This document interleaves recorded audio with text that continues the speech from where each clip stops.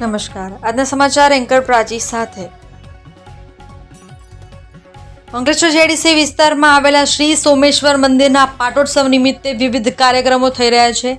તેના ભાગરૂપે ગતરોજ રાત્રે ગરબા અને ત્યારબાદ રાત્રે 12:30 વાગ્યે મહાઅભિષેક અને ત્યારબાદ મહાભસ્મ આરતીનું આયોજન કરવામાં આવ્યું હતું. અંકલેશ્વર જેડીસીની પાવન ભૂમિ પર આગામી સમયમાં ભક્તિમય માહોલ જામવા જઈ રહ્યો છે.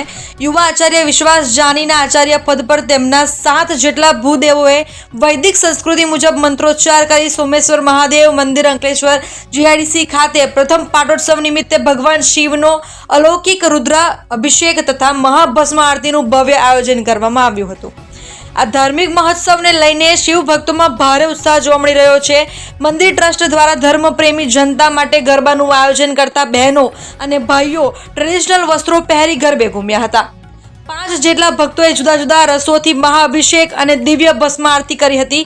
આ પાટોત્સવ અંતર્ગત સોમેશ્વર મહાદેવજીનો ભવ્ય અને શાસ્ત્રોક્ત વિધિથી મહાઅભિષેક કરવામાં આવ્યો હતો, જેમાં જુદા જુદા પવિત્ર રસો દ્વારા સોમેશ્વર મહાદેવ દાદાનો વિશેષ અભિષેક કરવામાં આવ્યો હતો. આ સાથે જ ઉજ્જૈનની શૈલીમાં ભગવાન શિવની દિવ્ય મહાભસ્મ આરતીના દર્શનનું પણ વિશેષ આયોજન કરાયું હતું, જે ભક્તો માટે એક અદ્ભુત અને આધ્યાત્મિક લાવો બની રહ્યો હતો. સોમેશ્વર મહાદેવજી મંદિર કમિટી દ્વારા અંકલેશ્વર તથા આસપાસના ધર્મપ્રેમી જનતાને આ દિવ્ય મહાઅભિષેક અને ભસ્મ આરતીના દર્શનનો લાભ લીધો હતો.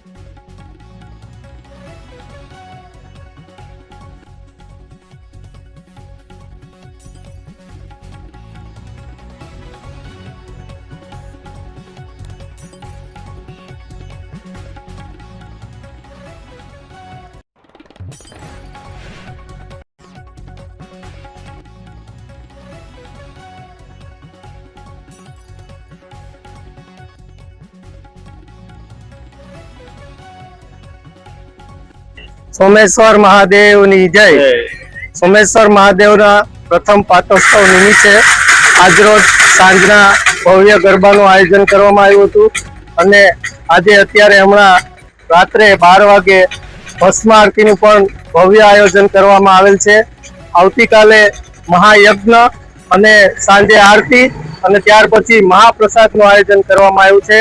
તો ભાવિ જનતાને અપીલ કરવામાં આવે છે કે મોટામાં મોટી સંખ્યામાં પ્રસાદનો લાભ લઈ અને આ પ્રસંગને દીપાવે. ધન્યવાદ.